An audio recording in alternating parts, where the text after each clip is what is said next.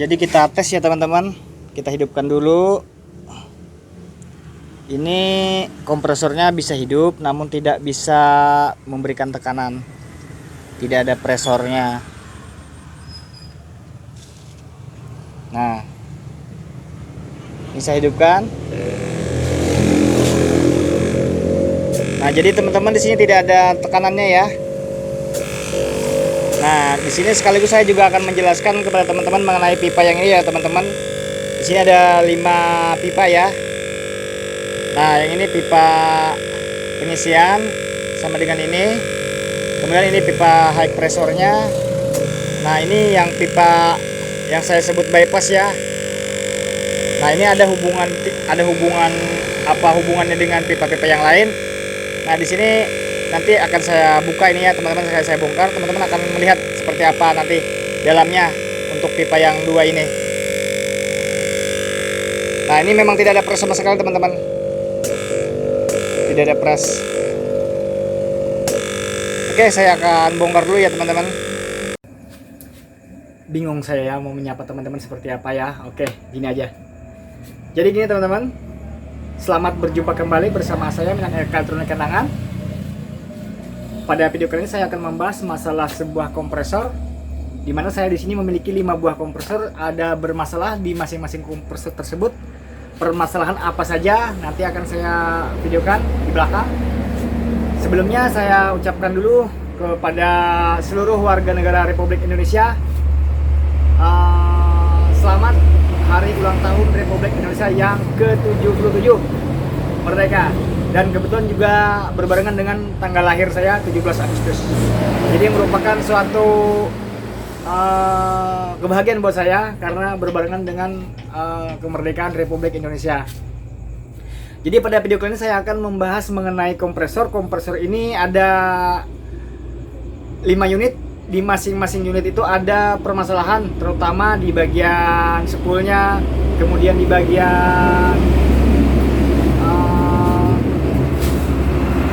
apa ya, jadi saya jadi bingung.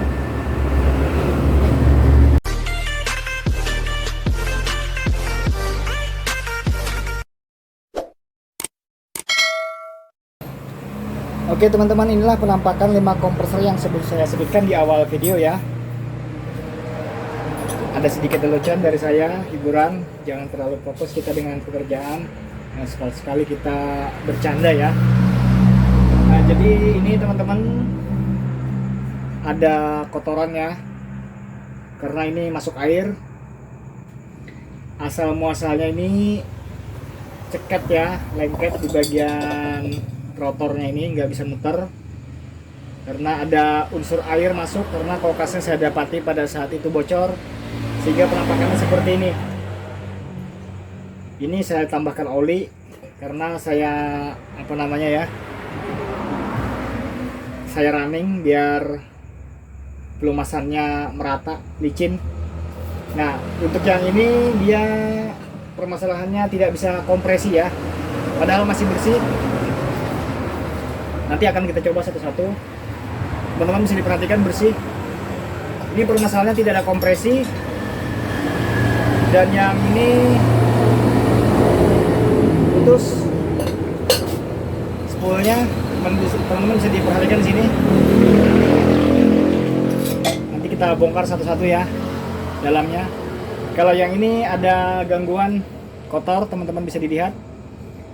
Karena ini kemasukan air juga. Nah, jadi stangnya kocak teman-teman, jadi kompresi tidak ada. Ini saya tambahkan solar agar bisa bersih ya, karena akan saya ambil bagian ini bagian pompanya ya, atau bagian presornya, atau bagian apa ya sebutannya, palapnya.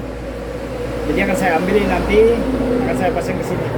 Karena ini yang rusak adalah ini spoolnya teman-teman yang rusak, spoolnya terbakar. Nanti spoolnya ini saya cabut, saya ganti dengan spool yang ini. Karena ini tidak bisa kompresi, alasannya karena piston kocak teman-teman, jadi tidak bisa diperbaiki. Karena piston ya. Sedangkan ini piston masih bagus, kompresi masih bagus, cuman permasalahannya di bagian spool. Sebenarnya mungkin masih bisa diperbaiki, tidak terbakar keseluruhannya, hanya short di bagian ini. Mungkin waktu ada getaran, ada gesekan, sehingga kabel ini menyatu di salah satu atau tiga-tiganya, makanya dia terjadilah seperti ini, gosong. Jadi ini spoolnya rusak, tapi kompresinya masih ada. Sedangkan ini spoolnya bagus, kompresinya tidak ada. Untuk yang ini dia tidak bisa hidup ya teman-teman. Tapi ini tidak short teman-teman. Ini permasalahannya kadang-kadang bisa hidup, kadang-kadang enggak, karena ini ada material teman-teman, material dari mika selongsong untuk membungkus kabel kropos, sehingga nanti sewaktu-waktu dia muter bercampur dengan oli, nyembur masuk ke sini atau masuk ke bagian statornya, nyangkut di stator, antara rotor dan statornya, sehingga dia tidak bisa muter, ceket ya. Nah ini ada ram gitu ya, apa yang namanya bram, tapi dari jenis mika. Jadi ini tidak mungkin saya perbaiki. Mungkin yang bisa saya perbaiki ada dua, maksudnya dua dijadikan satu. Kemudian ini juga belum tahu lagi ya, karena ini kompresinya ada. Waktu saya ketemu barang ini dia dalam keadaan lengket.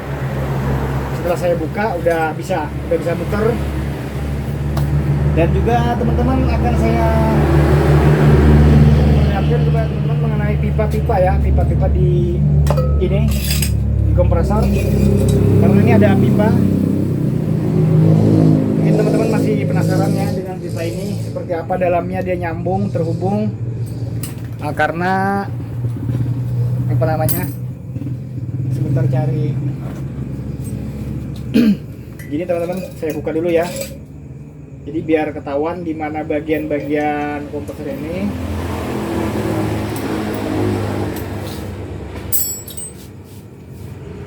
Bagian-bagian mana saja dari pipa-pipa tersebut nyambungnya, terhubungnya.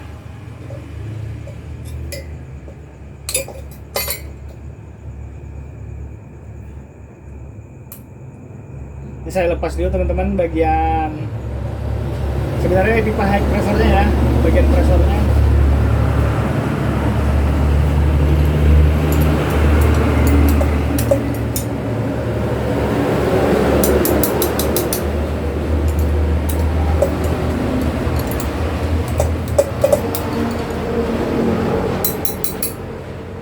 Ini kompresinya tidak ada teman-teman.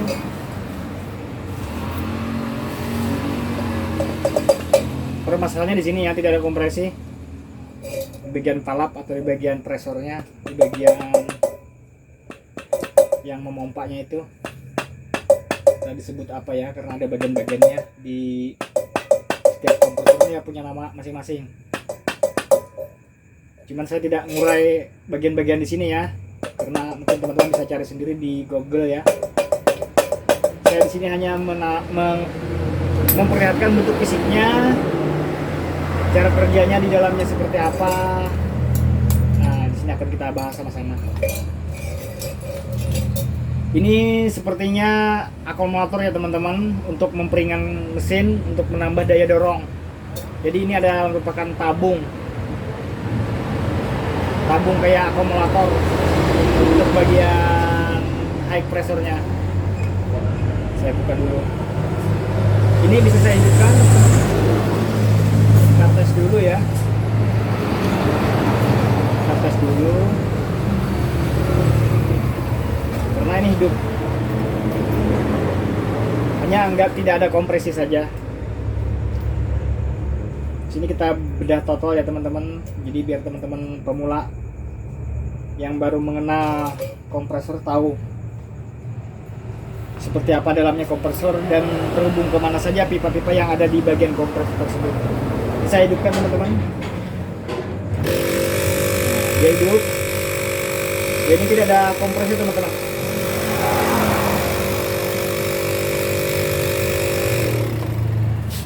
Tidak ada kompresi. Jadi mungkin akan saya tukar ke sana nanti bagian spool yang di sana pasang ke sini. Bukan spoolnya, yang mungkin itu kan ya seperti apa ya nantinya, yang mana bagusnya ya di antara salah satu tersebut, gimana yang digunakan nanti. Saya coba lepas dulu.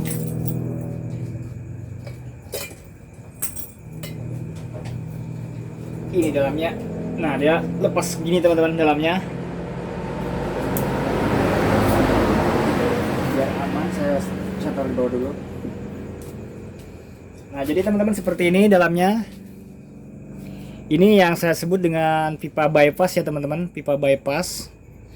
Dia tidak terhubung dengan pipa manapun di bagian kompresor ini. Dia hanya untuk merendam oli. Jadi freon atau refrigerant yang masuk dari kondensor masuk ke sini, kemudian keluar ke kondensor lagi yang bagian body.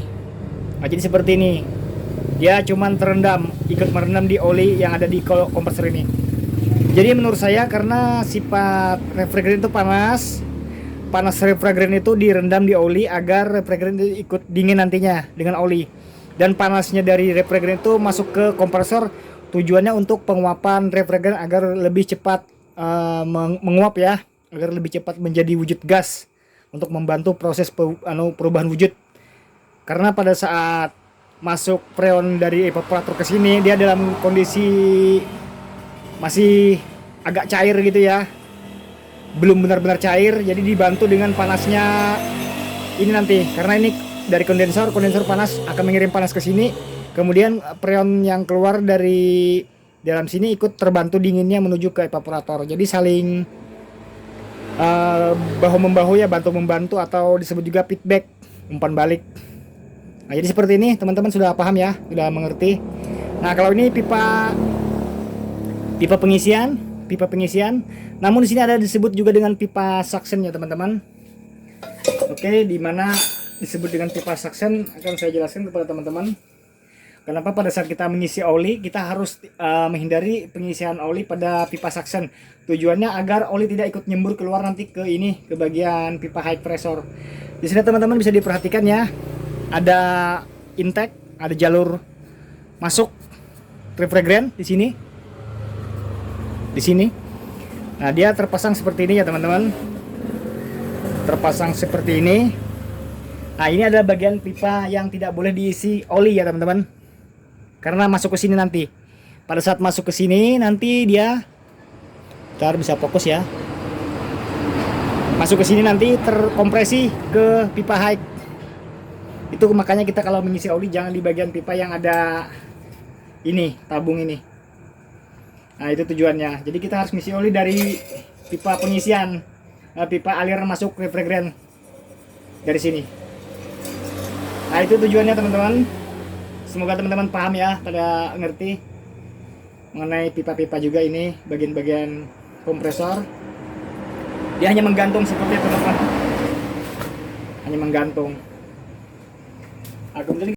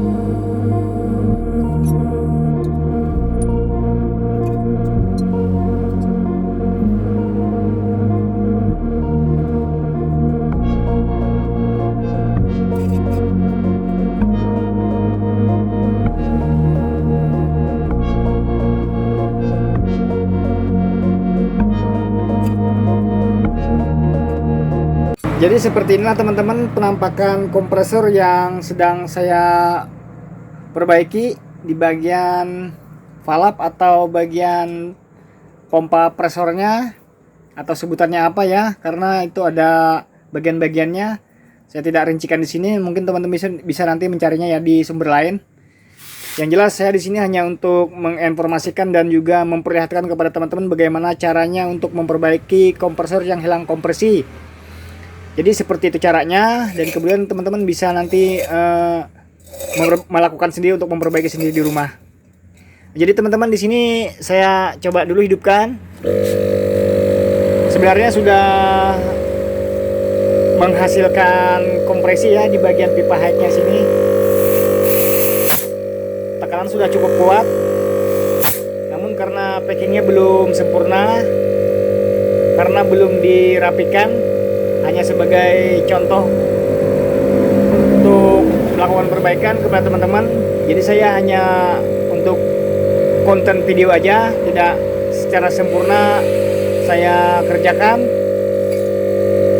Karena di sini terlihat teman-teman masih ada udara ya, udara di sini karena packingnya tidak rapat. Di sini teman-teman saya tekan, teman-teman bisa diperhatikan. Ada gelembung udara di sini karena kompresinya belum apa namanya ya, masih ada kompresi, maksudnya keluar, tidak fokus ke bagian pipa ini, pipa high pressure untuk dikompresikan nanti ke kondensor.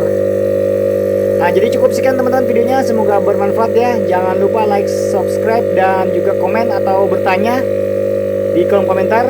Jika ada yang kurang paham, saya akan jawab, akan saya bantu sebisanya untuk teman-teman.